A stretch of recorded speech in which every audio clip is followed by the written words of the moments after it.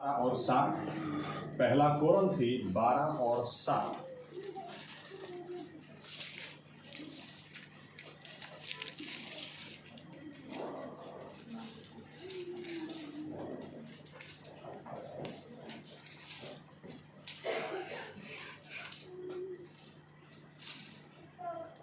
પણ આત્માનું પ્રકટીકરણ દરેકને સામાન્ય હિતને માટે આપવામાં આવ્યું છે। दूसरा भाग पढ़ेंगे दानियल 1, 7 और 8। दानियल 1, 7 और 8।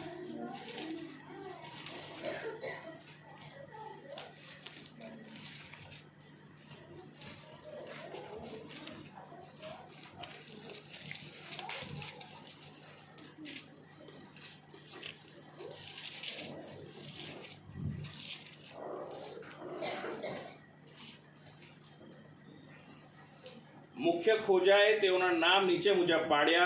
તેણે દાનિયેલનું નામ બેલશાસ્સાર, હાનાનિયાનું નામ શાદ્રાક, મિશાએલનું નામ મેશાક ને અઝારિયાનું નામ અબેદનગો પાડ્યું। 8। પણ દાનિયેલે પોતાના મનમાં ઠરાવ કર્યો કે રાજાના ખાણાથી તથા જે દ્રાક્ષારસ તે પીએ છે તેથી હું મારી જાતને વટાડીશ નહીં। તે માટે તેણે મુખ્ય ખોજાને વિનંતી કરી કે વટાડથી મુક્ત રહેવાની મને પરવાનગી મળવી જોઈએ। आइए प्रार्थना करें।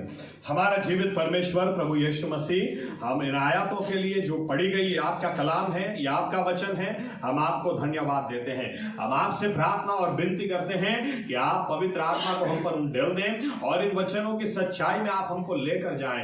इन वचनों के द्वारा आप हमसे बात करें और आप हमसे व्यवहार करें। प्रभु यीशु मसीहा, हम आपसे विनती करते हैं, आप बोलें क्योंकि हम आपको सुनना चाहते हैं। हमारी आंखों को खोले ताकि हम आपको निहार सके, हमारे कानों को खोले ताकि आपकी आवाज हम सुन सके। हमें बुद्धि की आत्मा दे, हमें प्रकटीकरण की आत्मा दे। हमें प्रभु यीशु आप आपकी सामर्थ को उंडेल कर हमारे मनों के साथ, हमारे हृदयों के साथ आपके वचन के द्वारा बात करें, व्यवहार करें, ताकि हम जैसे हैं वैसे न रहें प्रभु यीशु, और हमारे बदले हुए जीवनों से आपको मान महिमा देने वाले हम हो जाएं। ये हमारी प्रार्थना प्रभु यीशु मसीहा के नाम से करते हैं, साथ में कहेंगे आमीन। धन्यवाद प्रभु यीशु। बैठ सकते हैं अपनी जगह।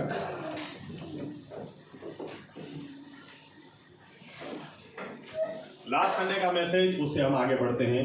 याद रखें, एक विश्वासी व्यक्ति वो आत्मा जीतने वाला व्यक्ति होना चाहिए। आमीन आमीन। या तो उसका उद्देश्य यही होना चाहिए।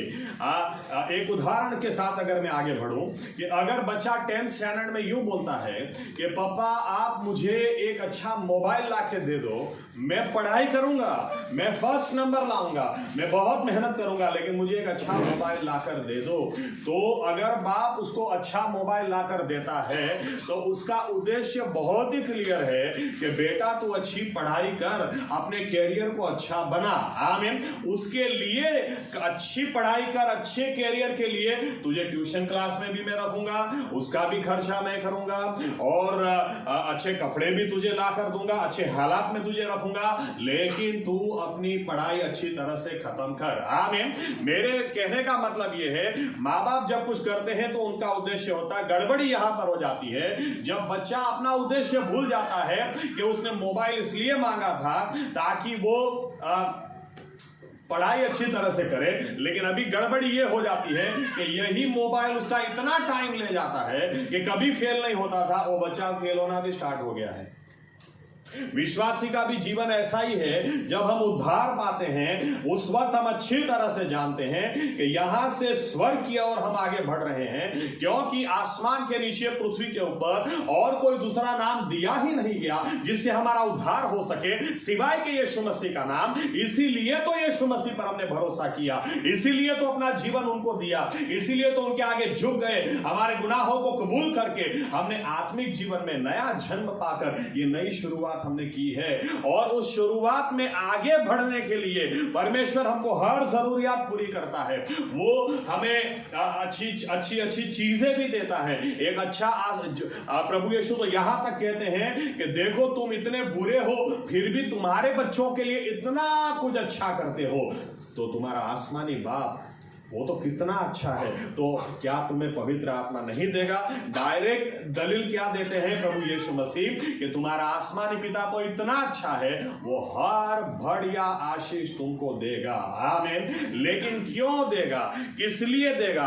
एक सिंपल सी बात है, आज बच्चों को माँ बाप से आशीष चाहिए, लेकिन वही माँ बाप को उनको प्यार नहीं करना, वही माँ बाप को उनको अधीन नहीं होना, वही माँ बाप को उनको करीब नहीं जाना। हमारा आसमानी पिता वो सबसे अच्छा पिता है, वो जो भी करता है इसलिए करता है ताकि उन आशीषों में हम खो न जाएं, लेकिन उन आशीषों के द्वारा उसके और करीब हम जाएं। आमीन, आमीन, आमीन।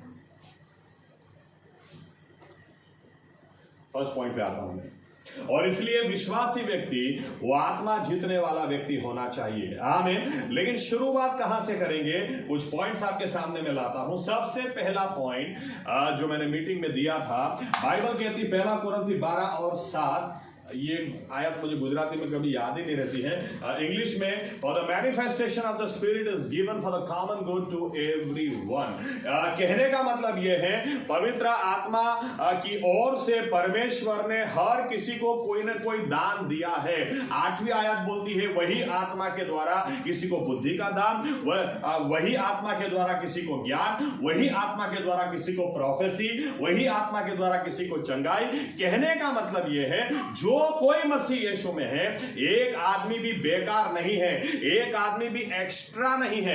ऐसी भाषा घर में कभी किसी ने सुनी होगी, मैंने तो 2 ही बेटे मांगे थे, ये तीसरा तू किधर से आ गया पता नहीं। घर में कोई बोल सकता है कि तुम एक्स्ट्रा हो, या तो मांगे बिना आ गए, लेकिन परमेश्वर के राज्य में एक आदमी भी एक्स्ट्रा नहीं है। आमीन। बाइबल के इसलिए पौलुस कहता है कि हर एक व्यक्ति को परमेश्वर ने कुछ दान दिया है, हर एक व्यक्ति के लिए कोई सेवकाई रखी है, हर एक व्यक्ति को कुछ गिफ्ट दी है। हम कई बार सोच नहीं सकते, मैंने अपने ससुर का जो उदाहरण दिया था वही रिपीट करूं कि उनको जब गैंग्रीन हो गया तो पैर की जो छोटी उंगली होती है उसको काट दिया।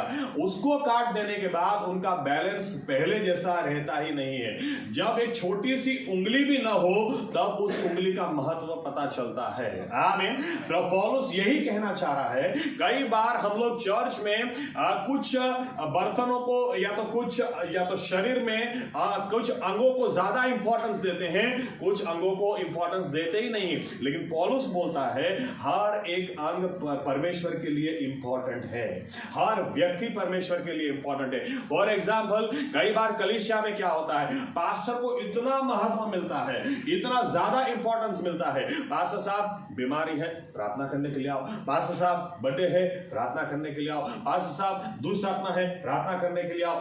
इतना कुछ pastor pastor pastor pastor pastor हो जाता है कि विश्वासी लोग ये भूल जाते हैं कि उनका परमेश्वर भी वही है जो पास्टर का है। प्रभु यीशु उनका भी इस्तेमाल करना चाहते हैं, उनके लिए भी सेवकाई रखी है। आमीन।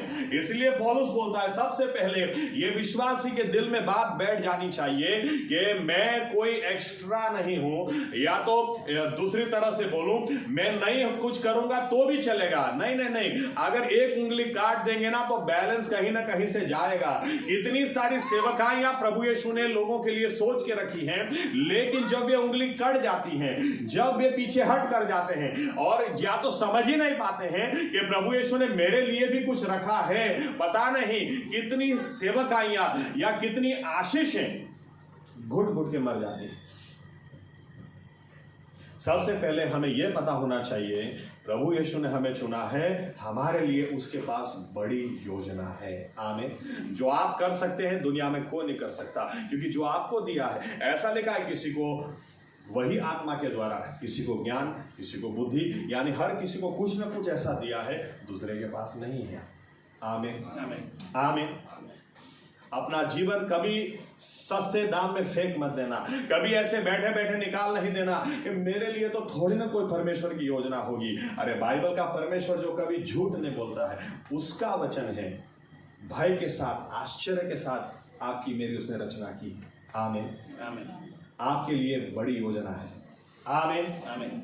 दूसरे पर जैसे मैंने कहा, मैं काफी पॉइंट्स दूंगा, लेकिन छोटी छोटी ज्यादा नहीं बोलूंगा, टाइम ने तो बहुत जाएगा और मुझे आज इस विषय को खत्म करने की इच्छा है। इसीलिए दूसरा पॉइंट, शैतान बहुत अच्छी तरह से जानता है इस बात को कि विश्वासी व्यक्ति का परमेश्वर तभी इस्तेमाल कर सकता है जब उसका रिश्ता परमेश्वर के साथ हो।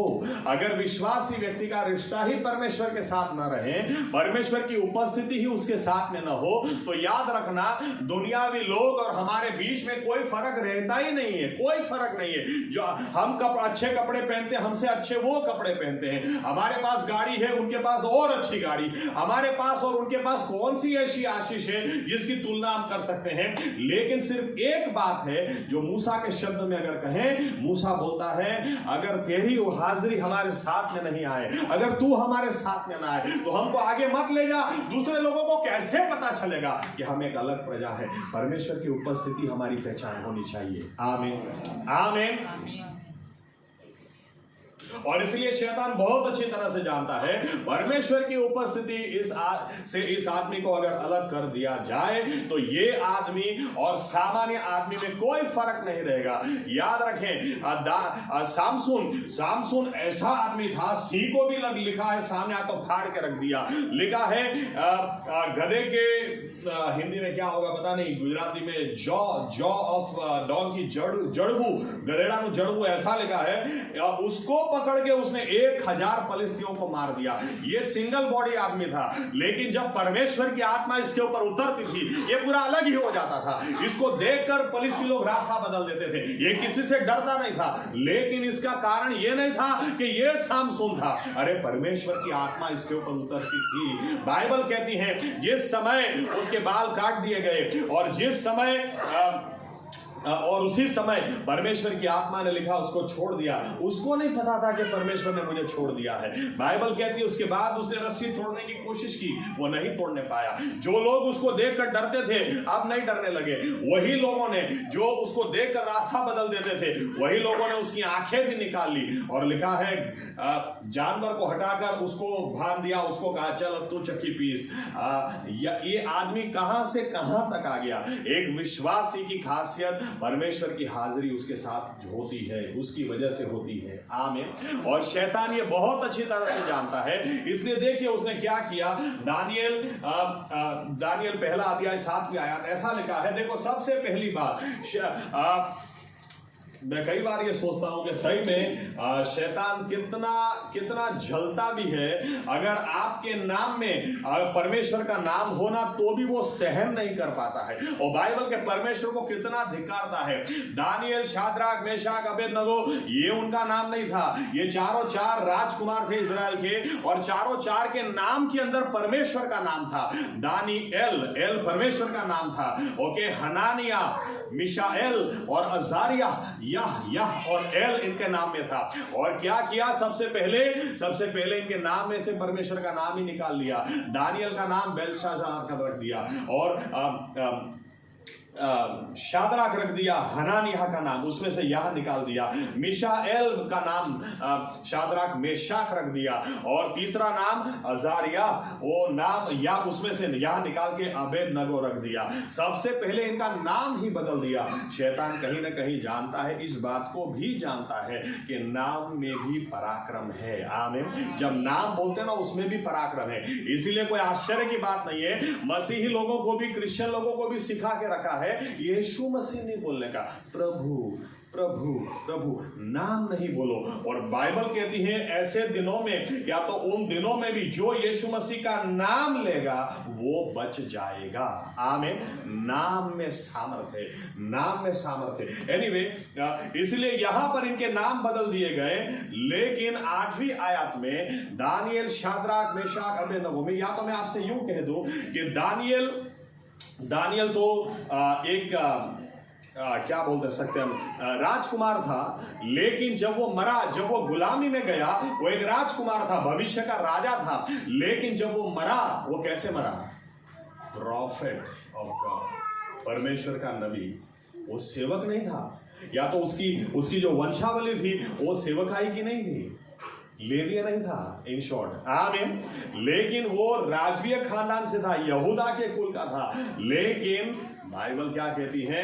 ये बाइबल कहती है एक राजकुमार, वो जब गुलामी में गया, यहां तक कि उस समय राजकुमार लोगों की सेवकाई के लिए, तो राजाओं की सेवकाई के लिए खोजे रखे जाते थे।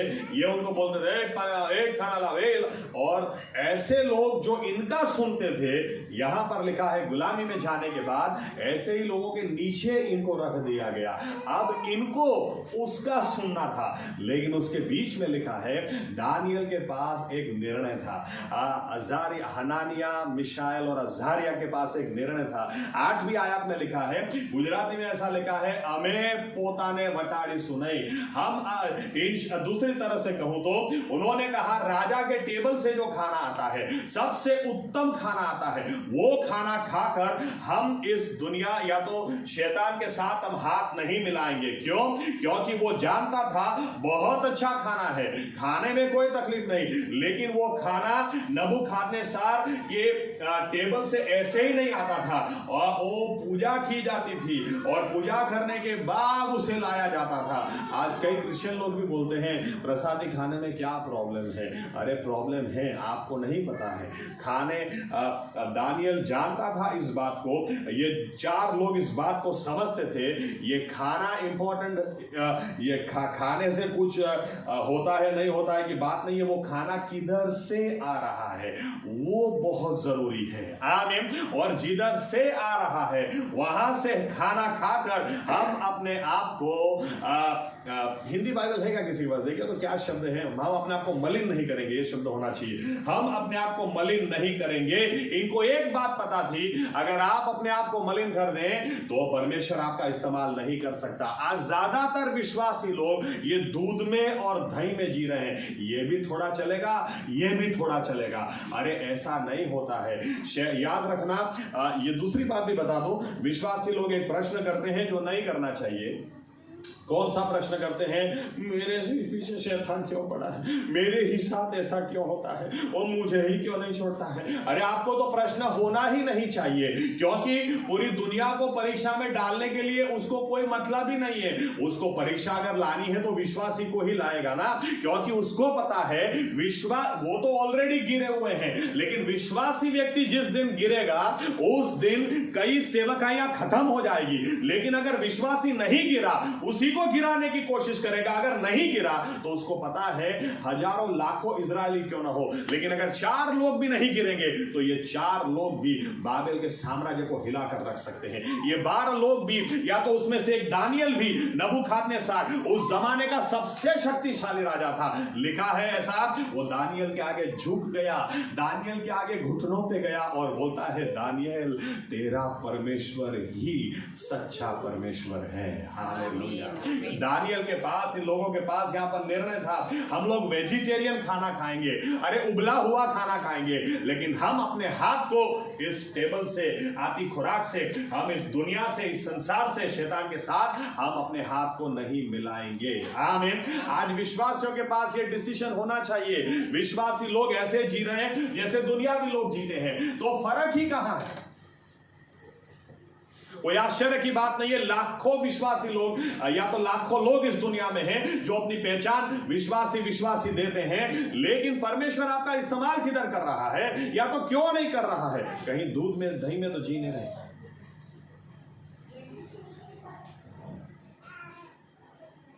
शैतान जानता है जिसको गोली खिलाओ, वो जानता था सामसून को कैसे गिराया जाए।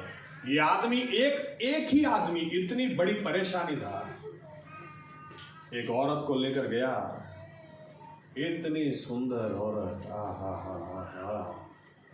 आपको क्या लगता है जब सामसून चक्की पीस रहा होगा, जब उसकी आंखें की रोशनी उसने गंवा दी, जहां तो आंखें ही गंवा दी, अपना स्थान, अपना अभिषेक, सब कुछ गंवा दिया, तब वो घूमते घूमते, क्या उसको दलाइला याद आती होगी? तब घूमते घूमते कहता होगा आई लव यू दलाइला, कब मिलोगी? तब तो यह पूछता होगा क्यों मिली, या तो मैं क्यों उस वक्त समझ नहीं पाया। सब कुछ गंवा दिया। शैतान जानता है, अलग तरीके से उसको पता है, इस बहाने खींचो ने तो इस बहाने खींचो ने तो इस बहाने खींचो, लेकिन दानियल, इनका निर्णय था वहां से आता हुआ हमारे साथ कोई रिश्ता नहीं। हम सहन कर लेंगे। ये राजकुमार थे, मुझे नहीं लगता इन्होंने इजराइल में कभी भी ऐसा खाना खाया होगा, उबला हुआ वेजिटेबल इन्होंने कभी भी नहीं खाया होगा, लेकिन आज बोलते हैं क्योंकि हम सहन कर लेंगे, हम भूख सहन कर लेंगे, हम अपने जबान को टेस्टी खाना चाहिए उसको भी सहन कर लेंगे, लेकिन वो खाना हम नहीं खाएंगे। कोई आश्चर्य की बात नहीं। 10 दिन के बाद वो खोजा बोलता है, अरे सभी लोगों में से ज्यादा तेज इन चारों के चेहरों पे ही दिख रहा है, ज्यादा बुद्धि और ज्यादा ज्ञान से यही 4 लोग भरे हैं। हमारे पास भी डिसीजन होना चाहिए। प्रभु यीशु, याद रखना आपके लिए प्रभु यीशु ने कोई न कोई ऐसी सेवकाई रखी है जो दुनिया में और किसी के लिए नहीं है, लेकिन आपको वो सेवकाई कर ही नहीं पाओ, या तो कर रहे होंगे तो गिराने के लिए शैतान अलग अलग चीजें लाएगा। स्रोत को पहचानो, कहां से आ रहा है। शैतान की ओर से है, मुझे नहीं चाहिए। आमीन आमीन। तीसरा पॉइंट, आइए पढ़ते हैं, एक आयत पढ़ते हैं। 2 तिमोथी 2:20 और 21।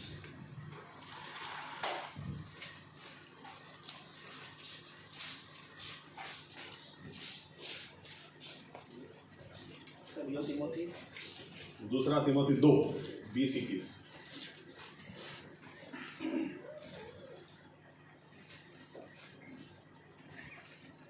પણ મોટા મોટા ગરબા કેવળ સોના રૂપાના જ નહીં પણ લાકડાના તથા માટીના પાત્રો પણ હોય છે, તેઓમાંના કેટલાક ઉત્તમ કાર્યોને માટે ને કેટલાક હલકા કાર્યોને માટે હોય છે। એ માટે જે કોઈ પાછલાથી પોતાને દૂર રાખીને શુદ્ધ રહે તો તે ઉત્તમ કાર્યને સારું પવિત્ર કરેલું, સ્વામીને ઉપયોગી તથા સર્વ સારા કામને માટે તૈયાર કરેલું પાત્ર થશે। देखो क्या लिखा है, तीसरी बात, तीसरा पॉइंट, अभी हमको सही में संसार के साथ हाथ नहीं ही मिलाना चाहिए, क्योंकि बाइबल कहती है संसार के साथ जो दोस्ती करता है वो परमेश्वर के साथ बैर करता है। दोनों में आप अपने पैर को नहीं रख सकते हैं। आमीन। लेकिन फिर भी ये सच्चाई है कि हम कमजोर हैं, कई बार हमसे गलती हो जाती है। आमीन। एक बार हो सकता है, एक बार हम मना करते नहीं भाई, दूसरी बार नहीं, तीसरी बार नहीं, चौथी बार नहीं, 5वीं बार हो सकता है चलो एक बार ट्राई करके देखते हैं।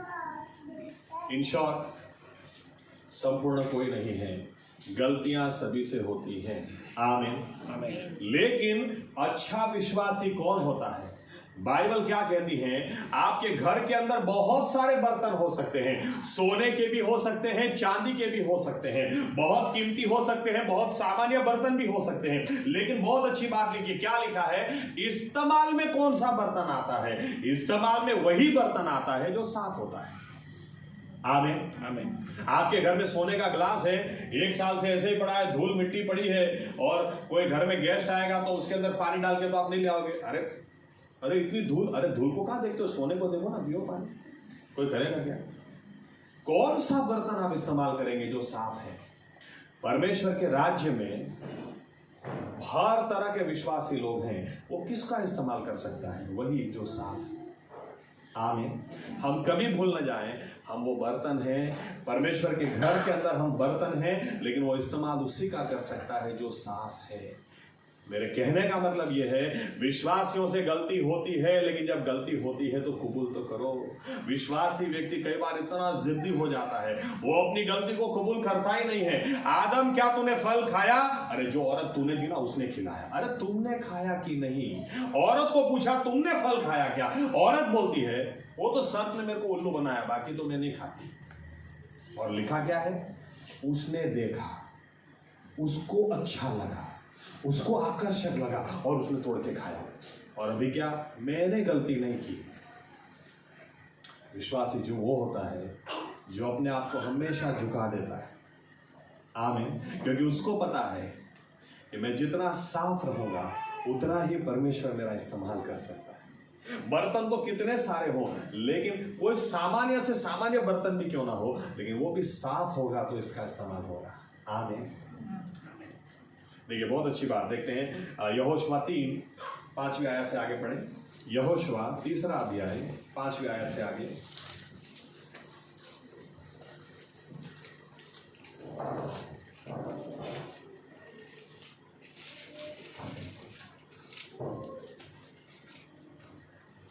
5 મિનિટ અવર છે. અને યહોશુઆએ લોકોને કહ્યું કે તમે પોતાને શુદ્ધ કરો, કેમ કે કાલે યહોવા તમારી બધી આશ્ચર્ય કૃત્યો કરશે. ત્યાર પછી યહોશુઆએ યાજકોને ફરમાવ્યું કે કરાર કોષ ઊંચકીને લોકોની આગળ પેલે પાર જાઓ, અને તેઓ કરાર કોષ ઊંચકીને લોકોની આગળ ચાલ્યા. અને યહોવાએ યહોશુઆને કહ્યું, આજે હું તને ઇસ્રાયેલની નજરમાં મોટો મનાવવા લાગીશ. એ સારું કે તેઓ જાણે કે જેમ હું મૂસાની સાથે રહ્યો હતો તેમ તારી સાથે પણ હું રહીશ. देखो यहां पर क्या लिखा है, परमेश्वर इतना बड़ा चमत्कार करने जा रहे थे. दूसरे दिन यहोशुआ क्या बोलता है, कल तुम यहोवा का आश्चर्य कर्म देखोगे, आश्चर्यकारक कृत्य देखोगे. क्या देखोगे? यर्दन का बहाव वो रोक देगा. मैं कई बार सोचता हूं, क्योंकि नदी का बहाव आप कैसे रोक सकते हैं? नदी का बहाव आप रोकेंगे, इधर से रोकेंगे तो नदी इधर से भी बह सकती है. आप इधर रोकेंगे तो वो ऊपर से भी बह सकती है. बहाव कैसे रोक सकते हैं? ये सही में बहुत बड़ा चमत्कार था. परमेश्वर ने यहां तक यहोशुआ से कह दिया, मैं ऐसा काम करूंगा कि लोग तुझे सम्मान देंगे और लोग तुझे मान देंगे, और लोगों को पता चलेगा कि जैसे मैं मूसा के साथ था वैसे ही मैं तुम्हारे साथ में भी हूं. लेकिन कौन सी बात परमेश्वर ने डाली?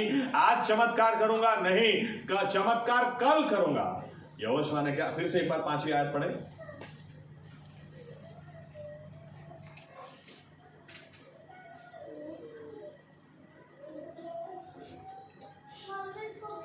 બીજા 3 ને 5. અને યહોશુઆએ લોકોને કહ્યું કે તમે પોતાને શુદ્ધ કરો, કેમ કે કાલે યહોવા તમારી બધી આશ્ચર્ય કૃત્યો કરશે. क्या लिखा है? चमत्कार कल वो करेगा, लेकिन आज तुम अपने आप को शुद्ध करो. आमीन. अपने आप को शुद्ध करो. विश्वासी लोग अपने आप को नम्र करो. ऐसा मत दिखाओ कि गलतियां मुझसे होती ही नहीं है. अरे परमेश्वर के आगे झुक जाओ. कहने का मतलब ये है कि यहां तक तुम आए हो, लेकिन कुछ गलतियां अभी भी तुम्हारी हैं, या तो कुछ गलतियां अभी भी हुई हैं. अरे नम्र हो जाओ आज के दिन. चलो आज के दिन परमेश्वर के आगे झुक जाएं, कल वो बड़ा काम कर देगा. हालेलुया. હાલેલુયા. विश्वासी वो होता है जो हमेशा नम्र होकर अपनी गलती को कबूल करता है. आमीन. आमीन. परमेश्वर तो बड़ा काम करना चाह ही रहा है, लेकिन आज विश्वासी लोग बहानेबाजी में जी रहे हैं. नहीं, मैं तो आज क्या ये होता वो होता, लेकिन वो रुचि की वजह से. अरे तुम्हारी ना, कई लोग मुझे ऐसा बोलते, पास्टर साहब उसने नस दबाई ना, इसलिए फिर मेरे से कंट्रोल नहीं होगा. तो उसने नस दबाई, उसकी गलती वो मानेगी. तुम्हारे मुंह से जो निकला उसकी गलती तो तुम मानो. कितनी सिंपल बात है. आमीन. आमीन. विश्वासी नम्र हो जाएं. ऐसा था ना, वैसा था ना, वो था ना, ये था ना. इसके अंदर आदम और हवा ने बहुत अच्छा उदाहरण. इसकी वजह से पूरी पीढ़ियों की पीढ़ियों दुनिया का हर आदमी कहां होना चाहिए था, कहां चला गया. आमीन. आमीन. चौथा पॉइंट. ये 3 पॉइंट मैंने मीटिंग में दिए थे, आज अभी चौथा पॉइंट, 4th पॉइंट पढ़ते हैं. इसके लिए लूका 1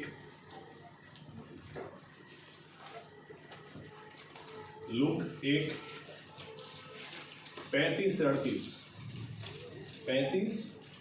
38.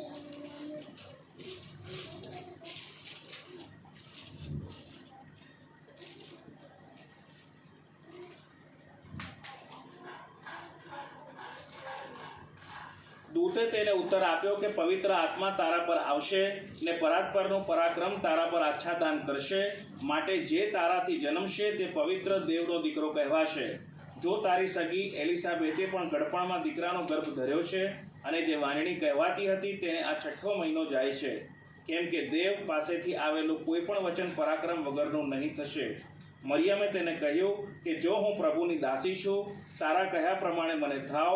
ત્યારે દૂત તેની પાસેથી ગયો. ओके, इस बात को समझने के लिए आइए हम दूसरा भाग देखते हैं. पहला समूएल पहला अध्याय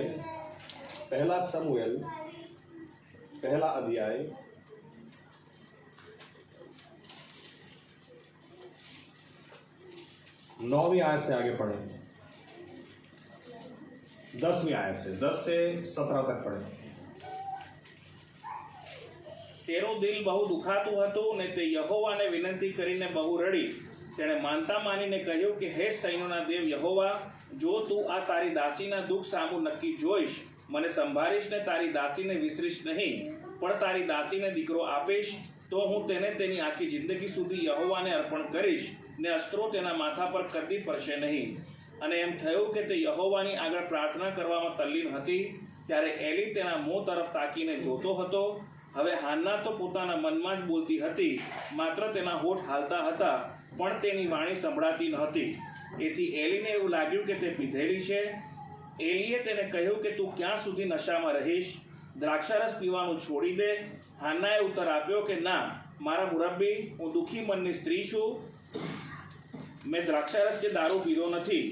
હું તો યહોવા આગળ મારું દિલ ઠાલવતી હતી. તારી દાસીને બલ્યાલ પુત્રી તરીકે ગણીશ માં, કેમ કે અતિશય દુઃખ તથા કલેશને લીધે હું અત્યાર સુધી બોલી છું. ત્યારે એલીએ ઉત્તર આપ્યો, શાંતિએ જા. તે ઇસ્રાયેલના દેવની આગળ જે વિનંતી કરી છે તે સાર્થક કરો. તેણે કહ્યું, તારી દાસી પર 17 ઓકે, ખાલી એક 8મી કલમે વાંચી લો.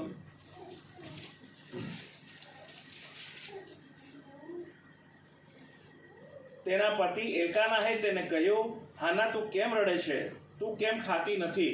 તારું મન કેમ ઉદાસ રહે છે? 10 દીકરા करता શું હું તને अधिक નથી? ओके, अब यहाँ पर देखिए हाना के बारे में ऐसा लिखा है कि हाना को बच्चे नहीं होते थे, और जब किसी औरत को बच्चे नहीं होते हैं तो वो औरत कभी भी कंप्लीट फील नहीं कर सकती है. मातृत्व बच्चे लड़की के अंदर बचपन से होता है. बचपन से वो गुड़िया से खेलती है, उसके बाल बनाती है, उसके कपड़े चेंज करती है, उसको नहलाती भी है, और लेकिन वो उस वक्त बहुत छोटी होती है. लेकिन जब बड़ी होती है, शादी होती है, तो हर औरत की एक तमन्ना होती है कि मुझे माँ बनना है.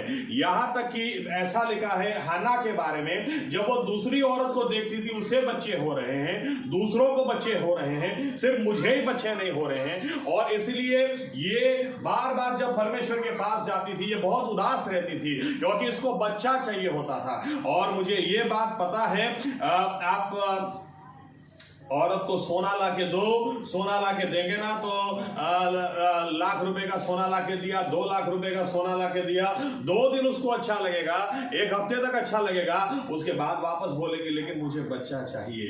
अरे लेकिन किधर से ला के दूं?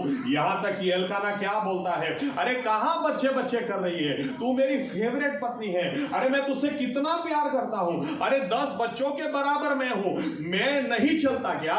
लेकिन नहीं, हान्ना को फिर भी बच्चा चाहिए. एक औरत को बच्चा चाहिए होता है, और इसलिए और उसके आगे कोई भी आशीष या कोई भी बात उसको संतोष नहीं दे सकती. जब भी इस विषय पर मैंने बोला है, मैं हमेशा ऐसे उदाहरण देता हूं जो मुझे आज भी आश्चर्यचकित करते हैं. एक बहन को जब मैंने मिला था कि आप बच्चा प्राप्त करने के लिए क्या कर रहे हैं, मैं इंजेक्शंस ले रही हूं, कितने इंजेक्शंस लिए, तो उन्होंने उस वक्त मुझे कहा था 3,500 इंजेक्शंस मैंने लिए अभी तक. 9 साल के अंदर 3,500 इंजेक्शन. मैं सोचता था इससे ज्यादा हो नहीं सकता. उसके बाद एक और बहन को मैं मिला, उन्होंने जब मुझसे कहा कि पास्टर साहब मैं अभी तक 5,000 इंजेक्शंस ले चुकी हूं, लेकिन अभी भी प्रेगनेंसी नहीं आ रही है. एक माँ, दोनों को जब मैं देखता हूं या याद करता हूं, इनके पास इतना पैसा था, इनके पास भी इतना था. ये तो एक तो केबल ऑपरेटर थे, और केबल ऑपरेटर उस जमाने की मैं बात कर रहा हूं जहां पर महीने का 1.5-2 लाख रुपया तो आराम से ये लोग कमाते थे. और उस इसके पैसा बहुत अच्छा, नाम बहुत अच्छा, कलीसिया में स्थान अच्छा, सब कुछ अच्छा, लेकिन बच्चा नहीं है, बच्चा चाहिए. हान्ना को उसका हस्बैंड बोलता है कि मैं हूं ना, अरे 10 बच्चे के बराबर हूं, लेकिन बाइबल बताती है नहीं, हान्ना को बच्चा चाहिए था.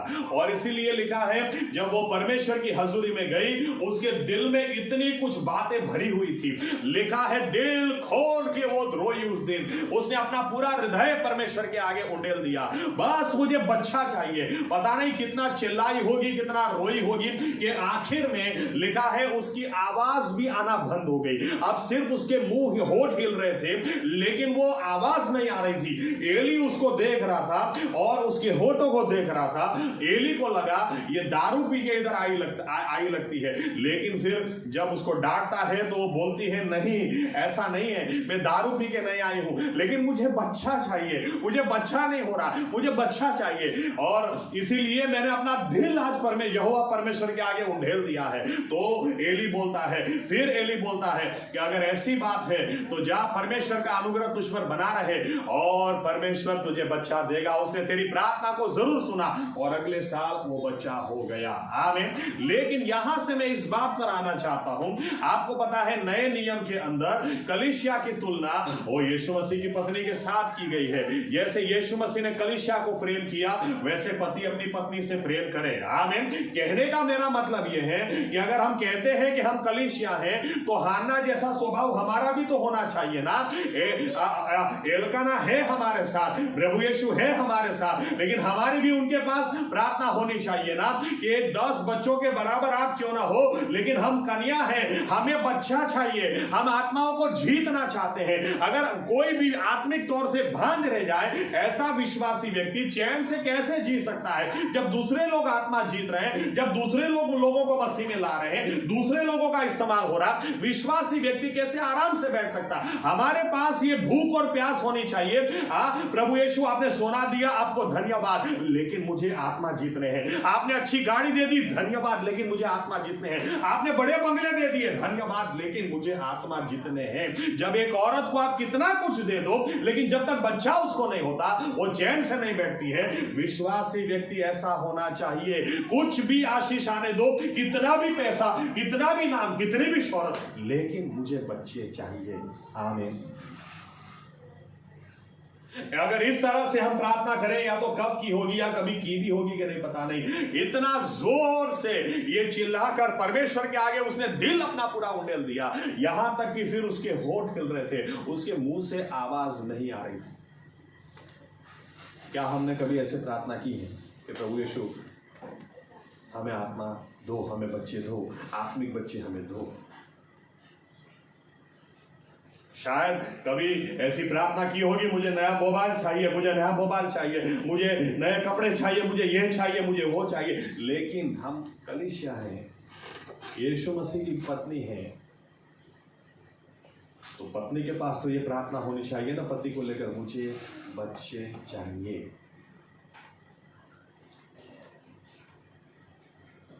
उत्पत्ति 30वां अध्याय, घर जाकर पढ़ना। राहेल अपने पति से क्या बोलती है? याकूब से, या तो मुझे बच्चे दे दे या तो मैं मर जाऊं। और याकूब चिल्लाकर बोलता है, मैं ईश्वर हूं क्या, बच्चे दे दे। लेकिन राहेल पत्नी की आवाज, मुझे या तो बच्चे दे या तो मुझे जीना ही नहीं है। विश्वासियों की ये आवाज कब निकलेगी कि प्रभु यीशु हमको बच्चे चाहिए? आमीन। एक विश्वासी व्यक्ति जो परमेश्वर के लिए जलता है, उसको ना सोने से चैन मिलता है।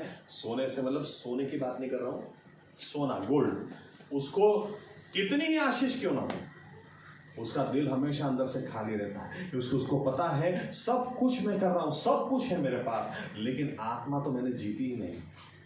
एक औरत को आप कितना ही ला कर दे दो, लेकिन अगर उसको बच्चे नहीं होते ना, तब तक उसको चैन नहीं पड़ेगा। मुझे बच्चे चाहिए। यही स्पिरिट हमको प्रभु यीशु की कलीसिया होने के नाते चाहिए। आमीन, आमीन। और इसके लिए अब आते हम लूका 1 अध्याय जो आयत हमने पढ़ी उसके ऊपर आते हैं। यहां पर ऐसा लिखा है कि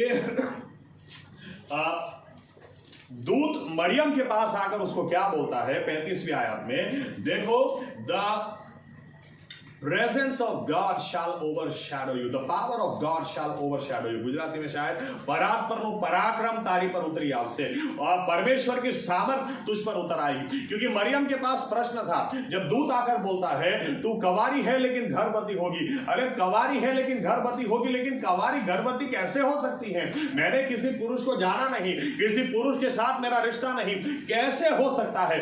जवाब में दूत 2 बातें उसको बताता है। जवाब में दूत पहली बात बात उसको बताता है कि तेरी बात सही है कि ऐसे कैसे हो सकता है, लेकिन जब परमेश्वर की सामर्थ उतर आती है, when the power of God shall overshadow you, मेरे इंग्लिश में ऐसा लिखा है, when the power of God shall overshadow you, जब परमेश्वर की सामर्थ तुझ पर उतर आएगी तब ऐसा होकर रहेगा। आमीन। इसीलिए 37 में फिर लिखा है, गुजराती में ऐसा लिखा है, परमेश्वर ने पासे दियाएलू कोई वचन पराक्रम वगन नहीं थसे। हिंदी में ऐसा लिखा है, क्योंकि परमेश्वर को कुछ भी नामुमकिन नहीं है। जहां परमेश्वर की सामर्थ उतर आती है वहां पर कुछ भी नामुमकिन नहीं रहता है। आमीन। अब हम हमारे बारे में सोचें, हमको परमेश्वर ने क्या जवाबदारी दी है। ऐसी जवाबदारी दी है जो हम अपनी ताकत में कुछ नहीं कर सकते। सामने किसी कैंसर पेशेंट को खड़ा किया, बोले चंगा करो, अरे हम कौन से MBBS हैं, हम कौन से डॉक्टर हैं, हमारी कौन सी ऐसी डिग्री है कि हम कैंसर पेशेंट के लिए प्रार्थना करें या उसकी ट्रीटमेंट हम करें। हम ऐसे, हमारे पास कौन सी डिग्री है कि जाओ जाकर दुष्ट आत्मा निकालो। लेकिन विश्वासी को पता होना चाहिए कि मैं अपने ताकत में कुछ नहीं कर सकता, लेकिन जो मुझे सामर्थ देता है, परमेश्वर की सामर्थ जब उतर आती है उसके द्वारा मैं कर सकता हूं। आमीन। आमीन। विश्वासी व्यक्ति इसीलिए परमेश्वर की सामर्थ के लिए भूखा होना चाहिए, उसको पता होना चाहिए, उसकी प्रार्थना होनी चाहिए, उसकी गिड़गिड़ाहट होनी चाहिए। प्रभु यीशु बहुत थक गया, बहुत कंटाल गया, हारा हुआ जीवन, थका हुआ जीवन। क्योंकि कई बार लोगों को आश्चर्य होता, या तो आश्चर्य होना चाहिए। प्रेरितों के काम 1 और 8 में लिखा है, जब पवित्र आत्मा तुम पर उतर आएगा तब तुम सामर्थ पाओगे। आमीन। और यहाँ पर पेंटिकॉस्टल लोग ज्यादातर क्या कर रहे हैं, पवित्र आत्मा मिला तुमको, पवित्र आत्मा मिला, अन्य भाषा बोल रहे हो, अन्य भाषा बोल रहे हो। अरे अन्य भाषा तुम बोल रहे हो, अच्छी बात है, पवित्र आत्मा का दान तुमको मिला है, अच्छी बात है, लेकिन मेन पर्पस क्यों भूल जाते हो। पवित्र आत्मा आएगा तो तुम सामर्थ पाओ। आमीन। यानी कि लोग क्या बोलेंगे, लोग ऐसा कहेंगे, इस जमाने में कोई सीधा जी नहीं सकता, इस जमाने के अंदर झूठ तो थोड़ा बोलना ही पड़ता है, इस जमाने के अंदर थोड़ा तो पीना ही पड़ता है, थोड़ा तो अंदर डालना पड़ता है, थोड़ा तो अब थोड़ी ना कोई, हर कोई थोड़ी ना इतना सीधा होता है, हर कोई थोड़ी ना ऐसा होता है। लेकिन याद रखना, उसके बीच में प्रभु यीशु ने हमें चुना है। हम अपनी ताकत में नहीं कर सकते, लेकिन जब उसकी सामर्थ हम पर उतर आएगी तब हम उसके गवाह बनेंगे। आमीन। लोगों को देखना है तो आकर हमें देखें, और हमें देखें उसके पहले हमारी प्रार्थना होनी चाहिए, हमारी भूख और प्यास होनी चाहिए कि प्रभु यीशु मुझे अच्छा गवाह बनाओ। मेरी बहुत सारी कमजोरियां हैं, मेरे स्वभाव में कमजोरियां हैं, मेरी दृष्टि में कमजोरियां हैं, मेरे सोचने में कमजोरियां हैं, मेरी बहुत सारी कमजोरियां हैं। ऐसे में अच्छा गवाह नहीं बन सकता, लेकिन आपकी सामर्थ उतर आएगी तो मेरे जीवन में परिवर्तन आएगा और लोग देखेंगे कैसे ऐसा हुआ। तब मैं कहूंगा परमेश्वर की सामर्थ मेरे लिए नामुमकिन था, लेकिन परमेश्वर की सामर्थ ने इसको मुमकिन बनाया। आमीन। आमीन। आमीन। आमीन। एक विश्वासी व्यक्ति, याद रखना, जितनी नामुमकिन परिस्थिति उतने ही परमेश्वर की ज्यादा सामर्थ की जरूरत पड़ेगी। आमीन। लेकिन विश्वासी के लिए परमेश्वर ने वचन दिया है, तुम पवित्र आत्मा पाओगे, सामर्थ को पाओगे। आमीन। सामर्थ चाहिए। आज अगर हम सोचते हैं कि क्या मैं किसी को सुसमाचार दे सकता हूं, क्या मेरा सुनकर कोई चंगा हो सकता है, या मेरी प्रार्थना से कोई ठीक हो सकता है, जरूर हो सकता है, परमेश्वर की सामर्थ के द्वारा। आमीन। मरियम बोलती है, आज तक कभी हुआ ही नहीं, ऐसा कैसे हो सकता है। दूत जवाब देता है, परमेश्वर की सामर्थ तुझ पर उतरेगी, उसके द्वारा ये होगा। आमीन। आमीन। हमें प्रार्थना करनी चाहिए, प्रभु यीशु, मैं इस संसार के साथ हाथ नहीं ही मिलाऊंगा कि मुझे उबला हुआ खाना ही क्यों ना खाना पड़े, मुझे प्रभु यीशु मसीह क्यों ना सहन करना पड़े, लेकिन आपकी सामर्थ मुझे चाहिए, आपकी सामर्थ से मुझे भर दीजिए। आमीन। दूसरा पॉइंट, चलो पढ़ते हैं उसी आयत में, लूक 1:36 में क्या लिखा है, ये मेरा आखिरी पॉइंट है।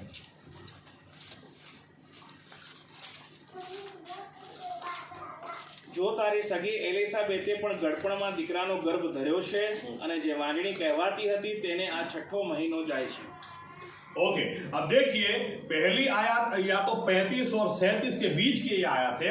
35वीं आयत में दूत क्या बोलता है, जब परमेश्वर की सामर्थ तुझ पर उतर आएगी तब तू गर्भवती होगी। तूने कोई पुरुष को नहीं जाना लेकिन फिर भी तू गर्भवती होगी।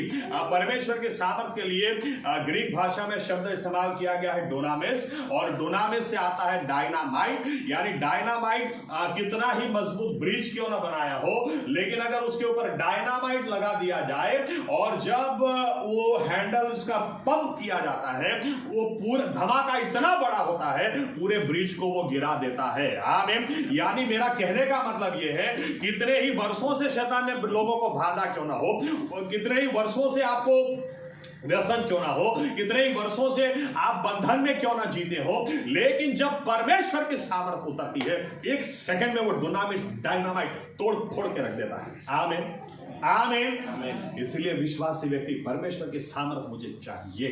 आमीन, आमीन। ये भूख होनी ही चाहिए। लेकिन यहां पर आश्चर्यचकित करने वाली एक बात लिखी है। 35वीं आयत में बोला उसको कि परमेश्वर की सामर्थ तुझ पर उतरेगी और ये होगा, तू गर्भवती होगी।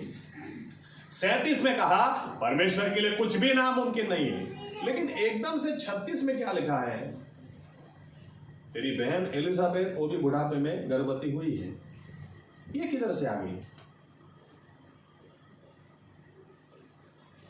35 के बाद डायरेक्ट 37 होना चाहिए ना। परमेश्वर की सामर्थ तुझ पर उतर आएगी और तू गर्भवती होगी और जो बेटा तुझसे पैदा होगा वो परमेश्वर का बेटा कहलाया जाएगा, क्योंकि परमेश्वर के लिए कुछ भी नामुमकिन नहीं।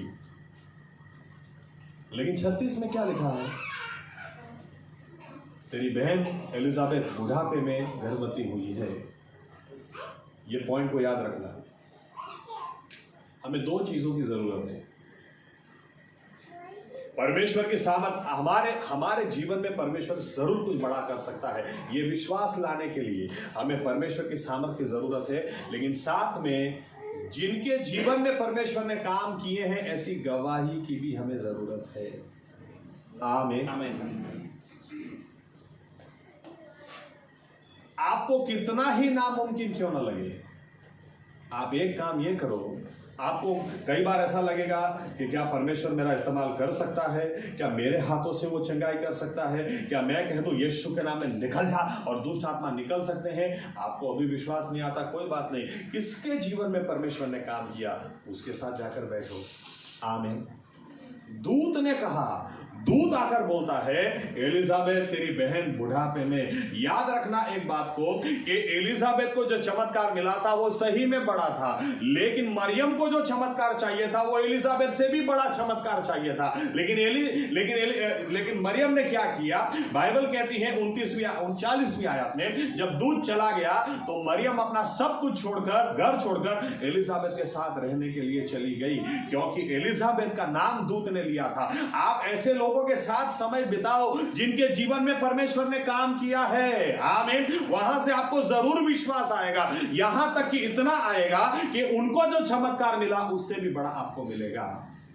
आज दुख की बात है, विश्वासी लोग किसके साथ समय बिताते हैं?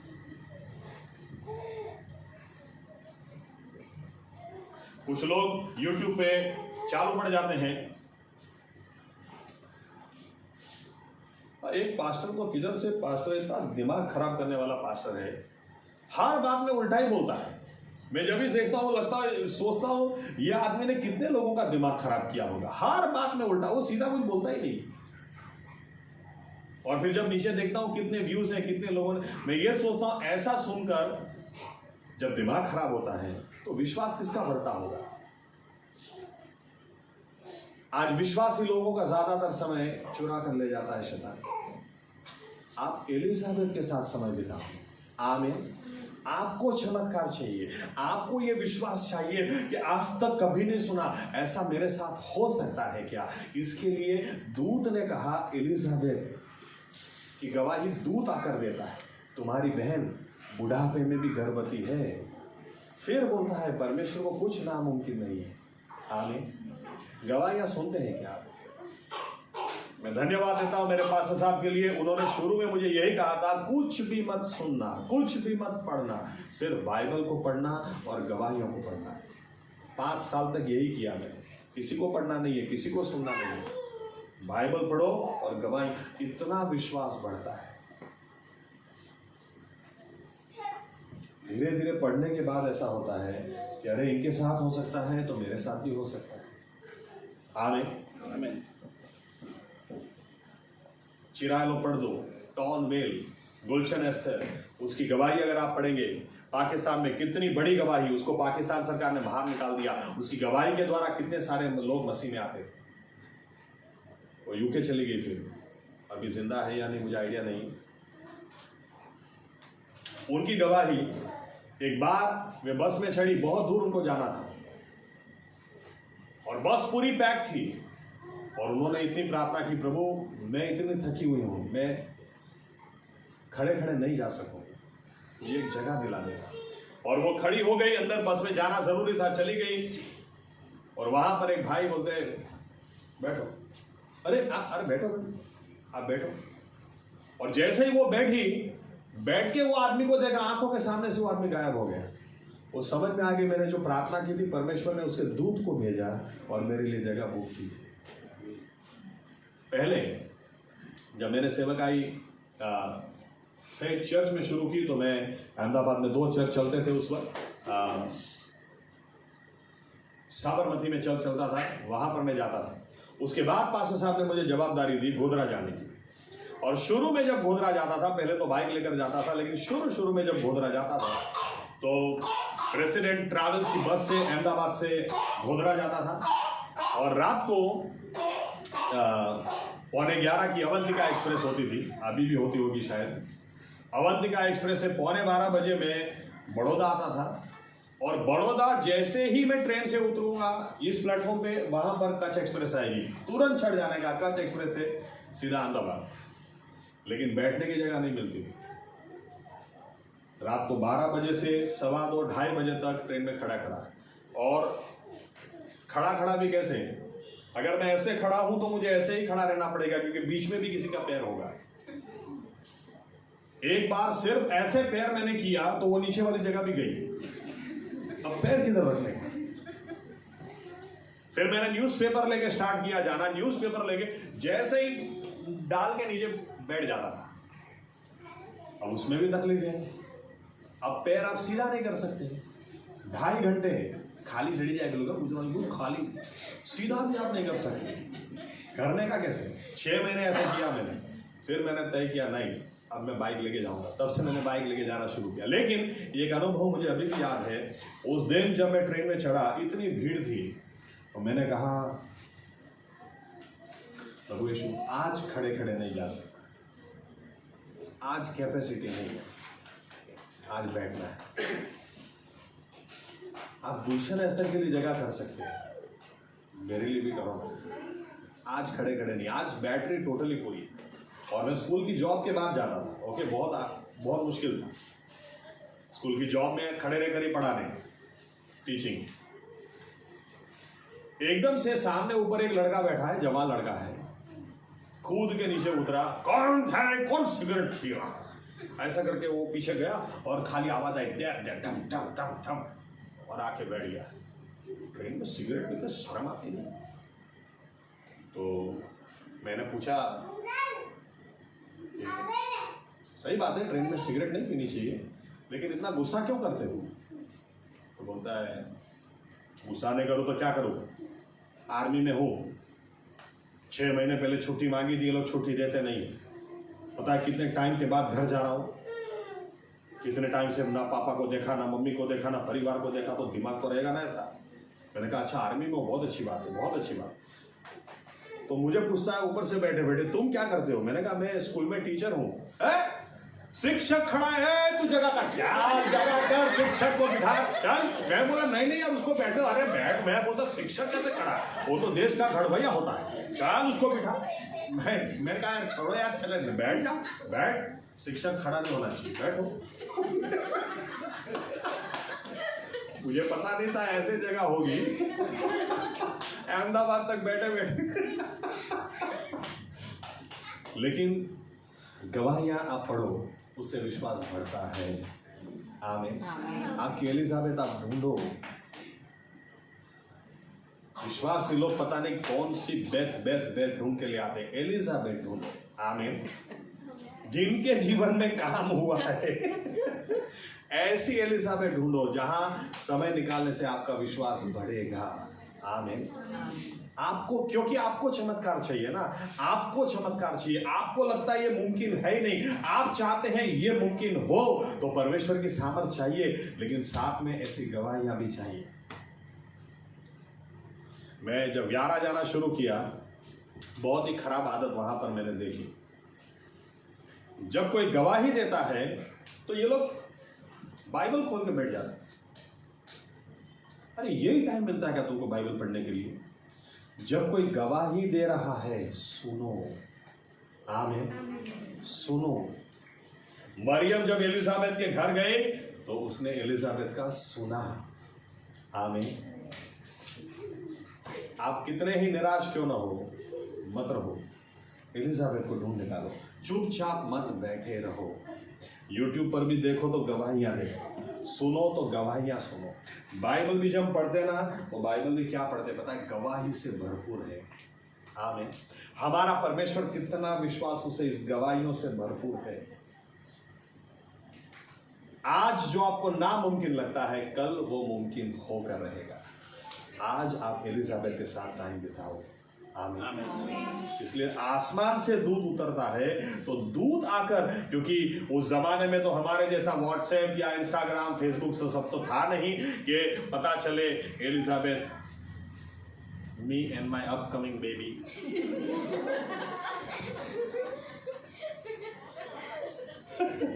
और पता चले कब प्रेग्नेंट हो गई, कितना महीना हो गया।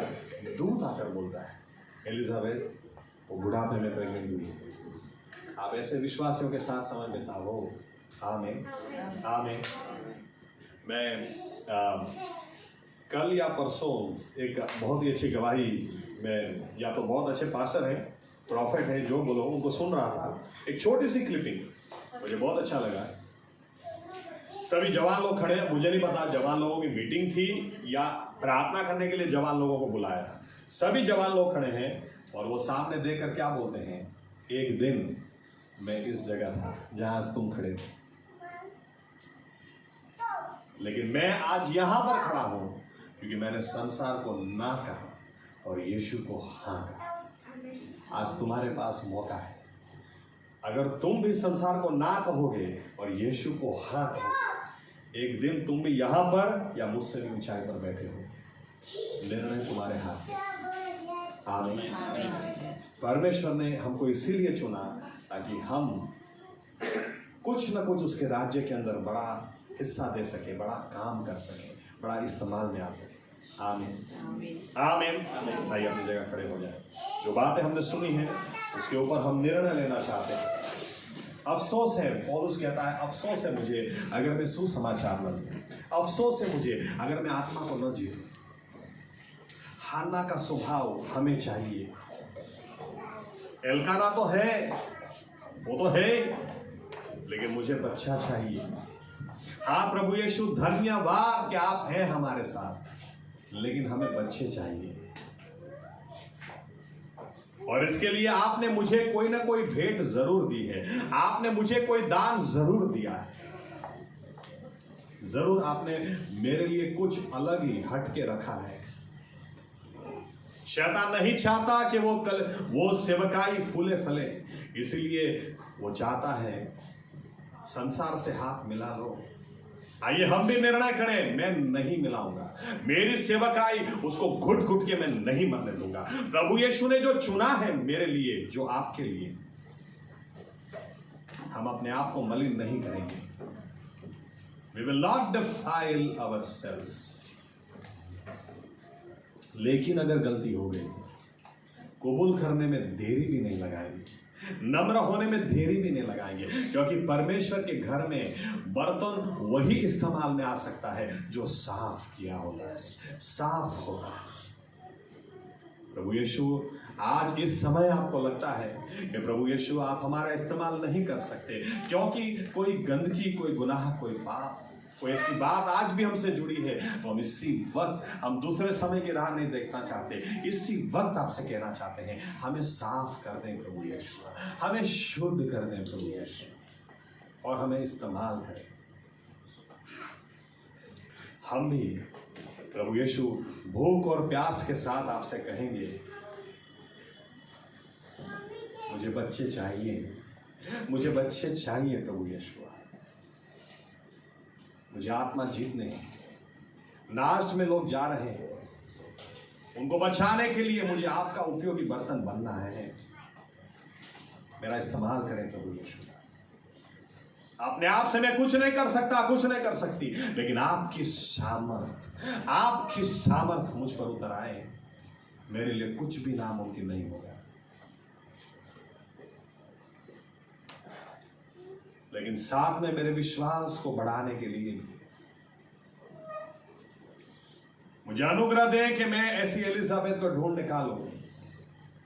मुझे अनुग्रह दें कि ऐसे विश्वासियों को मैं खोज निकालूं जिनकी गवाही, जिनके जीवन में आपने बड़े काम किए, जिनके जीवन में बड़े चमत्कार आपने किए, जिनके जीवन में नामुमकिन लगने वाली बातें आपने मुमकिन बनाई हैं। और ऐसे लोगों को मैं सुनूं और ऐसे लोगों के साथ में समय बिताऊं ताकि मेरा विश्वास बढ़ता चला जाए।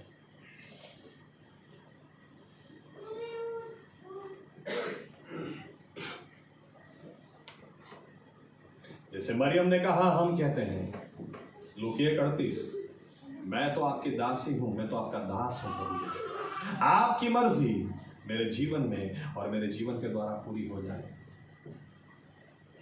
और मेरा जीवन आपके हाथों में उपयोगी हो ताकि हम आपके अच्छे गवाह बन सकें, और हमारी गवाहियों के द्वारा लोग बच जाएं, जाने पहचाने कि आप ही जिंदा परमेश्वर हैं। आपके पहले न तो कोई और परमेश्वर हुआ, न कभी कोई और होगा। ये प्रार्थना प्रभु यीशु मसीह के नाम से हम करते हैं। आमीन। धन्यवाद।